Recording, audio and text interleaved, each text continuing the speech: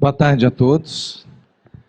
Fico muito feliz de ter a oportunidade de estar aqui no MEDNESP para nós podermos falar um pouco a respeito desses assuntos que me são tão caros, porque não sou como o Dr. Jade, um psiquiatra, mas a gente atua na mediunidade, na desobsessão.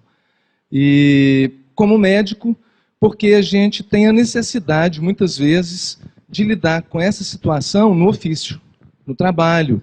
E nós temos pacientes que apresentam sinais de mediunidade, sinais de obsessão. Então, minha ideia ao falar aqui hoje, é no lugar de um profissional que lida com essa dificuldade e que tem que refletir sobre como resolver essa situação. Então, eu sou um profissional da saúde que recebo pessoas que têm indícios de mediunidade, ou uma mediunidade bem declarada, desalinhada, e essa pessoa sofre e precisa, portanto, da ajuda do profissional. Então, gostaria de comentar antes, profissional de saúde, né, uma lista grande. Quem é o profissional de saúde? Não tem um conceito fechado sobre isso, mas o meu entendimento é que são todas aquelas pessoas que, de alguma forma, têm o contato com o paciente, com a pessoa que é o sujeito daquela atenção. Então, qualquer profissional, até o pessoal de nível técnico, que não tem uma formação para fazer o atendimento que o paciente busca, mas que participa da cadeia de atenção, o pessoal de apoio administrativo, por exemplo. Bom, quando nós falamos de mediunidade, é algo que, para nós espíritas, tem uma conotação. Um católico poderia chamar de dom, né? O capítulo do catolicismo que estuda isso é a mística, é o contato com o mistério. Então, entendermos que, mais adiante, é muito importante nós percebermos que valor isso tem para esse paciente, para essa pessoa que nos procura. Porque, para nós, espíritas, tem um significado. Mas a comunicação com o espírito para essa pessoa é clara, a mediunidade como possibilidade de acesso ao mundo espiritual é algo claro, né? E obsessão, não como ideias repetidas ou hábitos repetidos, levando até o adoecimento, como no transtorno obsessivo compulsivo da psiquiatria, mas o assédio de espíritos. Então, obsessão no entendimento de Allan Kardec, né? Então, esse é o nosso objetivo. Numa visão histórica, nós voltamos os olhos para a Revista Espírita, que durante 6 meses, Kardec pesquisou de dezembro de 1862 a maio de 1863 os processos de Morzine. Então, são 6 artigos belíssimos, vale a pena ler, quem trabalha com obsessão e para todo mundo que lida com essa situação de saúde. Porque Kardec conta exatamente isso. Uma epidemia de obsessão que aconteceu na Alta Savoia, na França, num povoadozinho de 2.000 habitantes aproximadamente, e no auge da crise, nessa localidade, que hoje é uma estação de esqui, na época, existiam cerca de 130 pessoas em crise de subjugação, de possessão demoníaca, histerodemonopatia, como foi chamado na época, e foi um problema gravíssimo. Imagina que 10% da população sendo subjugada ao mesmo tempo, foi uma epidemia. E como que eles resolveram isso? Aqui está mostrando uma igreja, que é a igrejinha do local. Aconteceu um evento que num dia o bispo de Annecy, que era a cidade a qual esse lugar está vinculado, o bispo de Annecy foi lá para fazer o rito de crisma, confirmação dos votos, que é o bispo que faz o crisma, né? A pessoa se batiza, mas quem confirma depois é o bispo. E ele foi lá para fazer a crisma, a igreja estava cheia, e nessa hora 136 pessoas caíram subjugadas. Imagina a situação. A brigada militar teve que socorrer o bispo, tirar o anel de bispo, ele sangrou, foi um negócio horrível, foi uma situação complicadíssima. A partir desse evento, que foi tão crítico, a autoridade sanitária dessa região nomeou um procurador, um médico, um alienista, psiquiatra, né, para ir lá, Dr. Augustin Constant. E ele não acreditava em espírito, ele achava em mediunidade como nós entendemos, ele via de uma outra forma, e ele ficou 3 meses nessa localidade e descreveu algumas características da população. Ele descreveu como se fosse um povo muito atrasado, porque quase não tinha estrada para essa região, e na época das neves, é pertinho dos Alpes da Suíça, divisa quase da França com a Suíça, uma região na época só tinha uma estrada que ficava inacessível por ocasião da nevasca, que era uma região muito alta. Então, ele fala que essas pessoas se alimentavam mal, e ele aponta situações sanitárias desfavoráveis.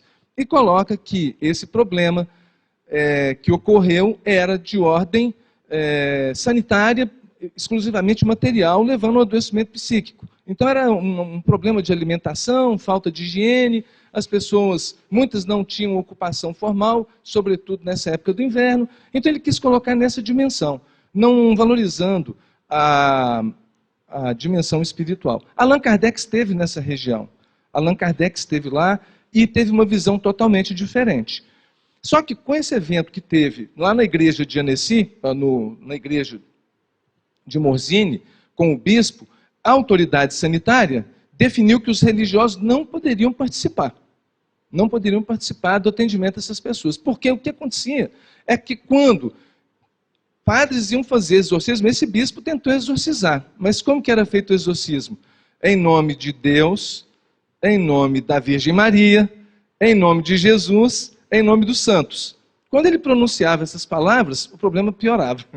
Então, o problema piorava. Então, era crítica a situação. E não eram as fórmulas de exorcismo que estavam dando conta. Kardec compareceu, 2 magnetizadores da época, amigos de Kardec, o senhor Mirville e o senhor Lafontaine, compareceram a esse local, conseguiram algum sucesso em alguns casos, mas logo depois houve essa proibição. E a epidemia, meus amigos, durou 16 anos, talvez porque foi proibida essa intervenção espiritual. E acabou que eles foram separando esses pacientes e o quadro deles, ao longo do tempo, foi se dissipando, pelo menos a epidemia no local, ela desapareceu. Mas isso motivou em Allan Kardec essa reflexão profunda, porque até hoje, no mês de outubro, em Morzine, existe um festejo relembrando esse feito aqui do Laurent Balde, que foi o primeiro prefeito da cidade. Ele pintou essa tela, mostrando aqui o apuro que o bispo, a tela, não consegui melhorar essa tela, mas o bispo passou um grande apuro por essa situação de subjugação. Então vamos imaginar nossa situação dentro do hospital. Não precisa de 136 não, só um. É uma coisa real, né? Então é uma dificuldade realmente grande.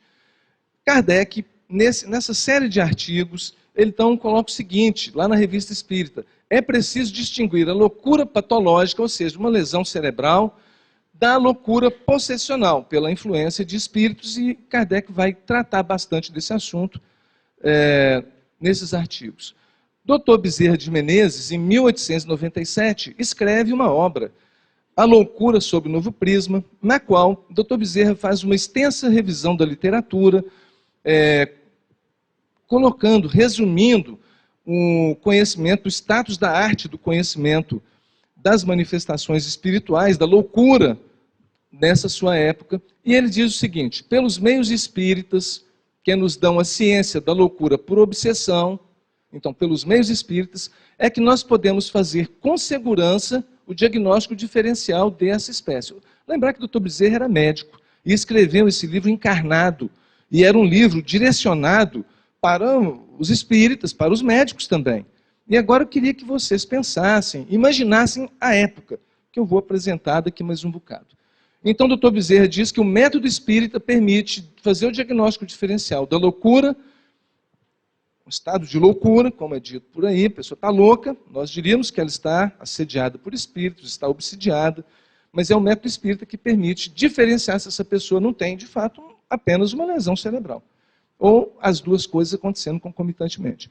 O professor Alexandre Moreira de Almeida, e o seu orientador de doutorado, ele faz uma revisão apontando o que os profissionais eminentes da área de saúde pensavam a respeito da influência da mediunidade nas psicopatologias. Então, Pierre Janet e Freud consideraram que os fenômenos mediúnicos, eles começavam no inconsciente da pessoa e realmente estavam relacionados à psicopatologia.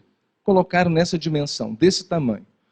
Outros pesquisadores, como William James, o criador da psicologia moderna, e Jung, na sua psicologia que abre perspectivas para o espírito, eles colocaram o seguinte, que o inconsciente participa, o inconsciente daquela pessoa que sofre participa, que pode existir concomitantemente uma psicopatologia, mas não fecham a possibilidade para a manifestação de espíritos. E eles lideraram escolas importantes. Então, hoje, nós, enquanto profissionais, pensamos num profissional de orientação freudiana, a visão dele é mais focada numa psicopatologia, não vai considerar a mediunidade.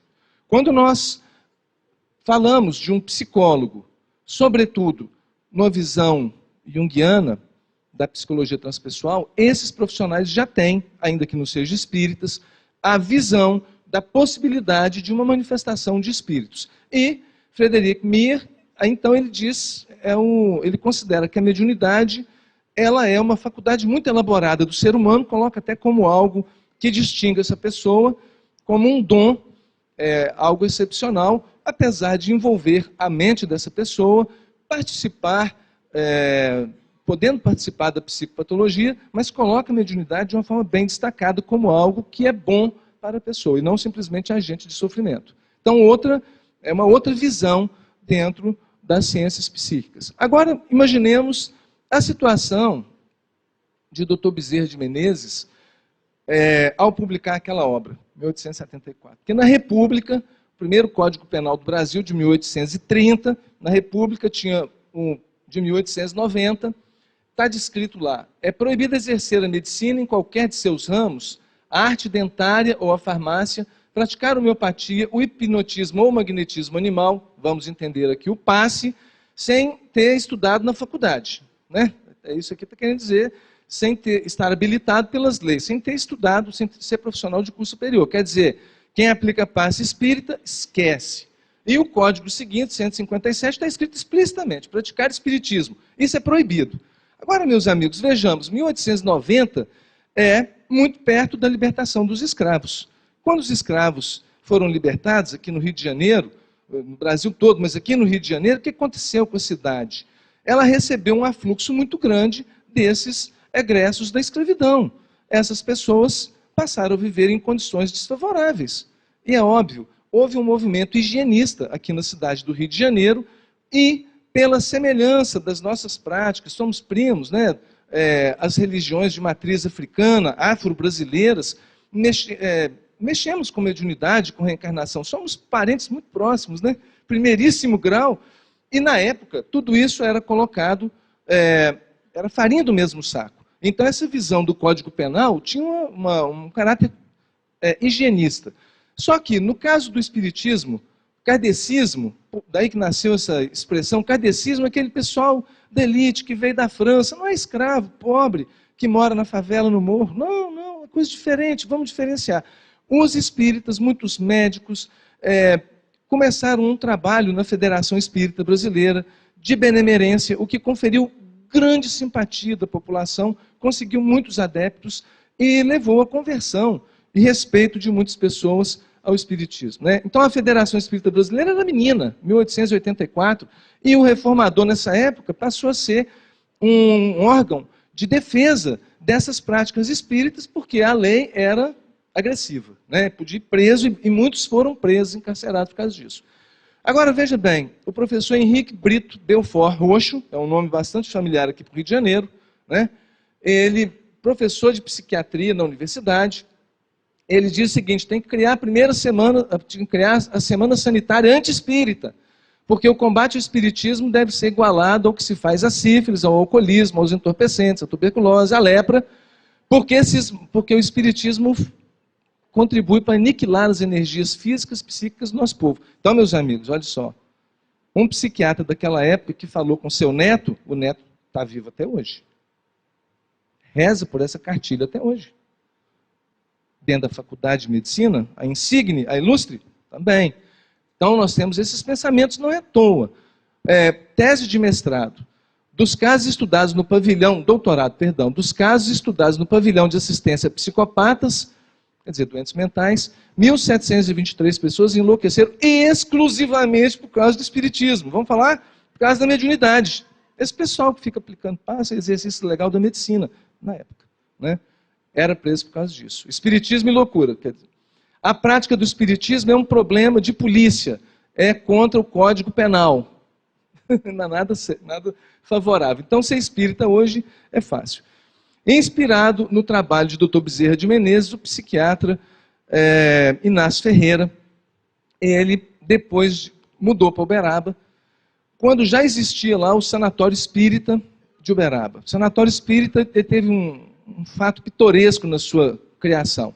A dona Maria Modesto Cravo tinha 18 anos quando ela caiu num processo de obsessão grave e isso afetou a sua perna e ela apresentava um eczema gangrenoso e 5 médicos em Uberaba indicaram amputação da perna dessa senhora. Mãe de 2 filhos, família espírita. O pai falou assim, não, vamos levar para Eurípides Barçanufo. Foram ao Sacramento. Em 17 dias, o problema dela tinha sarado e tratava-se de um assédio por espíritos. E ela pergunta para Eurípides Barçanufo o que poderia fazer em gratidão, em resposta a essa graça que ela tinha recebido. E Dr. Bezerra, através do Eurípides, faz o seguinte, vai para Uberaba e tenta construir um hospital para doentes mentais. Isso, ela tinha 18 anos. Então essa senhora consegue, com 35 anos, inaugurar o hospital, 34 anos, o Hospital Psiquiátrico de Uberaba, que é um departamento do Centro Espírita Uberabense, na época, o único Centro Espírita de Uberaba. Quando já tinha 1 ano que funcionava o Sanatório Espírita, mas coordenado por Dr. Henrique Kruger, que era um clínico geral. Era presidente do Centro Espírita, acabou assinando lá os tratamentos, mas não era um tratamento psiquiátrico tradicional. E lá nesse sanatório eles faziam a terapia espírita da desobsessão associada. 1 ano depois o Dr. Inácio chega e aceita o desafio e fala com ela, mas aqui a gente vai fazer o tratamento tradicional, porque eu sou psiquiatra e ateu. E ela concordou. O senhor faz seu trabalho aí, mas nós vamos fazer nossa reunião mediúnica aqui na quarta-feira, não tem problema não. O senhor cuida dos seus doentes, que nós vamos cuidar dos nossos espíritos aqui. Só que todo dia, quando chegava um paciente, ela fazia a varredura medianímica, ou psicoscopia, como nós chamamos hoje na nossa casa espírita, lá em Vitória. Ela colocava os olhos, toda a sua atenção, fazia um transe canalizado e vasculhava a situação daquela pessoa do ponto de vista espiritual. E ela falava assim, Inácio, esse caso aqui é para você. Você é louco. Problemas do cérebro, problemas psiquiátricos iminentemente. Esse aqui é para a nossa reunião de quarta-feira. 1 ano depois, o Dr. Inácio Ferreira vira espírita, um ardoroso espírita, o sanatório hoje é tombado pelo Instituto Mineiro lá de Patrimônio Histórico, né? Tudo isso aqui, a fachada está aqui. Então, olha só, depois de 10 anos que o Dr. Inácio se converte ao espiritismo, ele publica a sua estatística, 10 anos lá do sanatório, de 1.352 pacientes, ele disse que 31% se devia a casos de obsessão. Então, a gente, no meio do espiritismo, a gente tem o hábito de dizer que tudo é obsessão. Ele diz que dos pacientes graves, porque foram para um sanatório, 31% eram casos de obsessão. Né? E olha só que interessante, ele tem lá os critérios de cura, no livro ele descreve os critérios de cura, pacientes melhorados, transferidos. Então, é o que a gente vê numa casa espírita.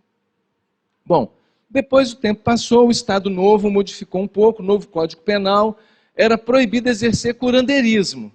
Então, prescrevendo, administrando, aplicando qualquer substância, água fluidificada, palavras, gestos, passe, tirou a palavra espiritismo, mas ainda continuava a dificuldade para os espíritos, né? E dava cadeia também. Bom, o movimento espírita progredia, os fenômenos, se nós pensarmos no caso do Peixotinho, por exemplo, ou na psicografia de Chico Xavier, era impossível não falar de mediunidade nessa época. Impossível. Monteiro Lobato mesmo foi um que, quando saiu o Parnaso de Além-Túmulo, o Monteiro Lobato disse, se Cecília Meirelles merece uma cadeira, Olavo Bilac merece uma cadeira na Academia Brasileira de Letras, esse menino Chico Xavier merece todas. porque ele imitou todo mundo muito bem. Então, e Monteiro Lobato já era uma pessoa importante, eminente, e criou um frisson muito grande. E isso foi amenizando o sentimento das pessoas. Mas veja, esse médico psiquiatra sueco, o Carlos Embaçaí, fala em 1946, recomendando médicos psiquiatras lá da Suécia seguir o método espírita, porque esse outro senhor aqui, médico, tinha conseguido sucesso. Lógico que ele foi massacrado lá na Suécia, né? Bom, agora, nós temos trabalhos interessantíssimos, então, do professor Alexandre Moreira, que no ano de 2004 fez um estudo avaliando a ocorrência de doenças psiquiátricas em médiuns espíritas. Olha só que interessante. Porque ele descreve para a academia o que seriam as manifestações espirituais, que nós achamos muito simples, como uma visão de espíritos. Para o psiquiatra é uma alucinação visual. Ouvir espírito é ouvir algo que não tem uma base, só eu que escuto, ninguém mais aqui escuta, estou louco. É uma alucinação auditiva. Ou então, se eu tenho um comportamento, dupla personalidade, tripla, sei lá quantas, porque eu vou manifestar um espírito de um homem, de uma mulher, de uma criança, etc. Essa é uma doença dissociativa, é um diagnóstico psiquiátrico. Então ele estudou isso formalmente e nas suas conclusões ele diz o seguinte, a tese dele é interessantíssima, está na internet, é muito interessante. Os médiuns estudados, eles tinham um alto nível sociocultural, tinham baixa prevalência de doenças psiquiátricas e eram mães que cuidavam dos seus filhos, eram pessoas que conseguiam trabalhar, eram pessoas bem ajustadas socialmente. Então, que doença psiquiátrica é essa? Que só acontece lá na reunião mediúnica. Mas durante a semana, o camarada está bem, está saudável. Apesar da pessoa falar de umas esquisitices que acontecem com ela de vez em quando. A pergunta é essa, né? Outra conclusão. A mediunidade provavelmente se constitui numa vivência diferente de transtorno de identidade dissociativa. É alguma coisa diferente dessa doença psiquiátrica. Então, psiquiatra, menos remédio. Pensa diferente esse caso aqui. A maioria dessas pessoas teve início das suas manifestações na infância e não necessariamente implicavam num diagnóstico de esquizofrenia. Então, isso que é importante ficar para nós, profissionais. Qual o diagnóstico que vai ser feito para essa pessoa que chega e apresenta um fenômeno mediúnico? Ou nós temos certeza que é um fenômeno mediúnico? Como é que nós vamos proceder com isso aqui? Então, olha só, como que isso passa a ter uma importância significativa? Porque na sua tese ele faz, lá na introdução, são 100 páginas, interessantíssimas, eu sugiro todo mundo ler, é fácil a leitura. E ele fala o seguinte, que esses sintomas schneiderianos de primeira ordem, para a esquizofrenia, eles constituíram o padrão ouro para diagnóstico de esquizofrenia. Agora, para vocês, aqui na leitura, tem alguma coisa familiar para nós? Para médium. Quem é médium aqui? Ações produzidas por alguma coisa externa. Sentimentos produzidos por algo que não é meu, vem de fora. Um sentimento que me toma de repente. Um pensamento que não é meu. Uma sonorização do pensamento, vozes que dialogam internamente. Fenômenos de controle e influência externa. Uma psicofonia. Uma psicopraxia. Então, olha bem, é muito próximo, realmente é muito próximo da doença. E quantos médiuns, meus amigos, estão medicados, então? Outra coisa, nas doenças dissociativas. Sentimento de existência de duas ou mais identidades ou personalidades distintas. Mudança de caligrafia, tal da psicografia. Doença. O camarada deve ser rotulado, deve ser medicado. Camisa de força química. E aí, nós temos que pensar mais. A doutora Marlene Nobre nos comenta no Dom da Mediunidade que, sendo a glândula pineal participante desse processo de mediunidade, do circuito neurológico da mediunidade, então é de se esperar, porque ela está numa região, no hipotálamo, onde os vizinhos, os órgãos vizinhos ali, eles controlam o sono, o sexo, o apetite, a agressividade. O professor Luiz Sérgio Felipe, estudando a glândula pineal, trouxe algumas reflexões interessantes.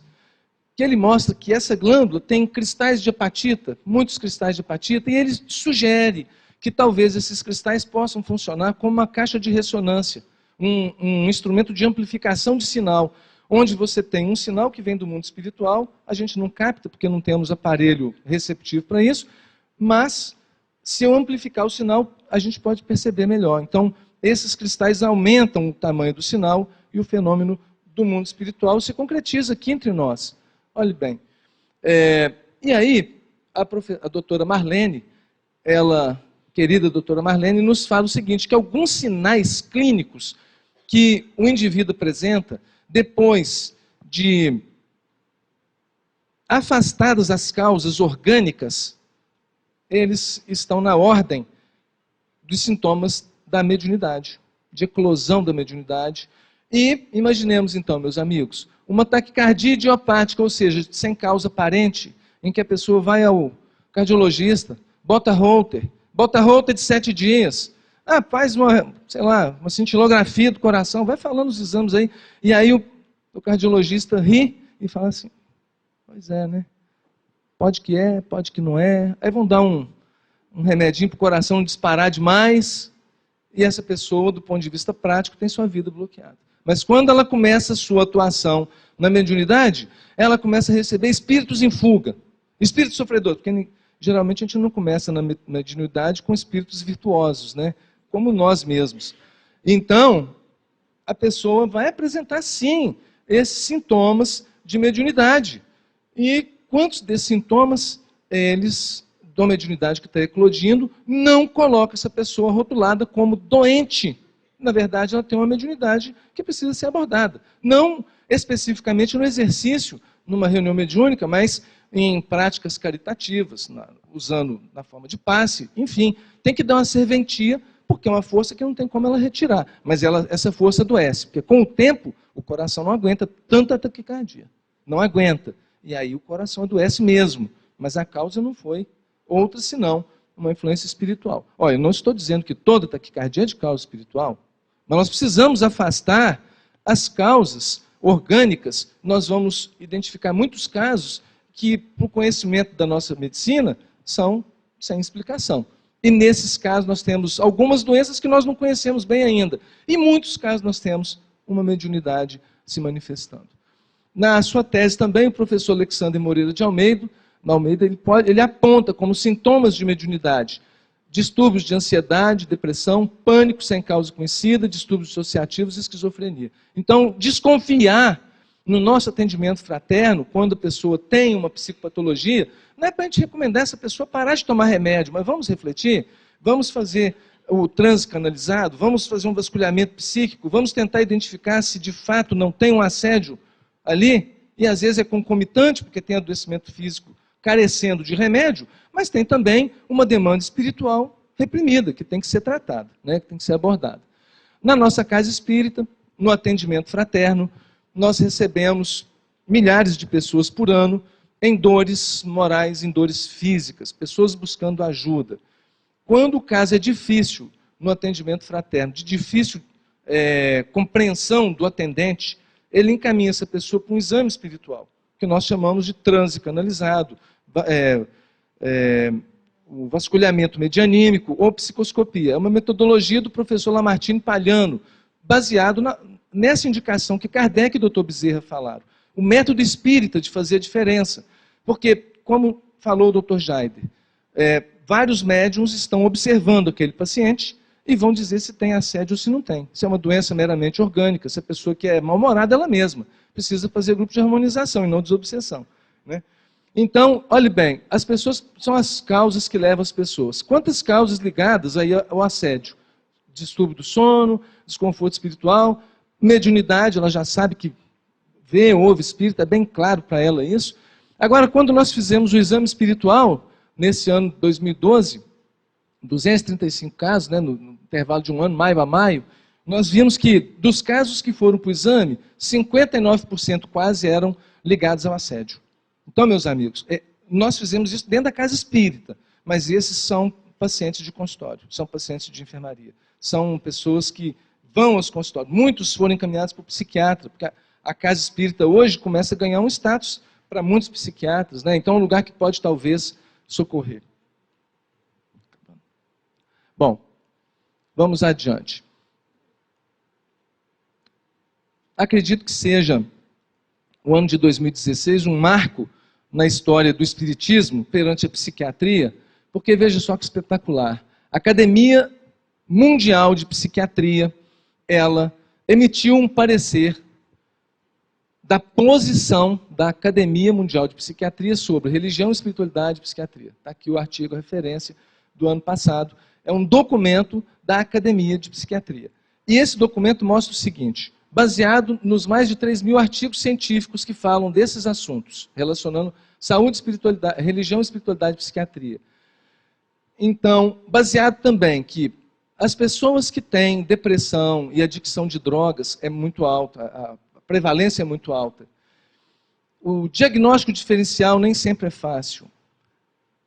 Mas as pessoas que, quando se considera a religião, a espiritualidade, essas pessoas conseguem um tipo de ajuda diferente daquelas pessoas que não valorizam a espiritualidade, que não valorizam a religião. A religião forma uma rede de apoio para essas pessoas. Ajuda a pessoa a se recuperar de uma tentativa de suicídio, ou até mesmo a pessoa que tem meramente, não é meramente, né, apenas ideações suicidas. Então, ajuda na qualidade de vida. Bom, então eles consideram o seguinte, que é importante a psiquiatria, e aqui eu acho que a psiquiatria foi pioneira, mas eu acho que é um movimento virtuoso para todas as especialidades médicas, porque isso aqui não é uma sociedade espírita, é a Sociedade Mundial de Psiquiatria, que tem aquela herança dos freudianos, materialistas, e tem também dos junguianos, espiritualistas, vamos colocar assim, tem campo de crescimento e nós não podemos ser tímidos, agressivos não, mas tímidos também não. Né? Por quê? A Academia de Psiquiatria já considera que é essencial conhecer as relações de espiritualidade e religiosidade para o seu paciente, porque muitas vezes esse conhecimento do paciente, essa consideração do paciente está na raiz do seu problema. Eles argumentam assim, que é fundamental entender a relação de espiritualidade e religiosidade nas desordens psiquiátricas. É importante ampliar as pesquisas em espiritualidade, religiosidade e psiquiatria. É importante respeitar as convicções do paciente. É importante trabalhar cooperativamente com os líderes religiosos, respeitar a vocação religiosa daqueles que trabalham com os pacientes psiquiátricos, e ao profissional é recomendado conhecer as religiões que são mais comuns no seu ambiente, porque para mim, que recebo uma pessoa que tem um drama de consciência, por exemplo, uma mulher que recusou a maternidade, e que é de origem católica, para ela isso é pecado mortal. Se é uma pessoa protestante, se ela aceitar Jesus no seu coração, ela já está salva. E para o espírita tem a questão da causa e efeito. Então, entender, meus amigos, como que é particular, numa questão simples, nós precisamos, nós todos profissionais, entender as religiões básicas dos nossos pacientes. Então, o meu lugar enquanto clínico é um lugar de desconforto. E vou falar para vocês, o Dr. Jaido contou uma história, eu vou contar uma historinha. Na quarta-feira, eu atendi um parto que estava difícil, porque ela estava em conflitos íntimos, já estava uma dilatação completa, estava difícil de nascer, assim, do ponto de vista médico estava fácil, mas ela estava lutando intimamente para dizer sim, é agora, mas ela queria muito. Enfim, ela teve o neném. E ao final do parto, essa menina é espírita, a mãe é espírita, o marido é espírita, a pediatra é católica. A enfermeira, eu não sei. Mas ela falou assim, eu queria que você fizesse uma prece. Lá depois do parto. Tinha acabado de atender o parto. A situação para nós, enquanto profissionais, é delicada. Como é a atitude nossa numa solicitação dessa? Porque é assim que nós vamos ter que nos posicionar quando alguém passa mal, no pronto-socorro, na enfermaria, etc. Como nós vamos... Eu não estou trazendo resposta, estou trazendo reflexões, mas eu acho que o momento está muito oportuno para nós. Muito obrigado. Muito obrigado.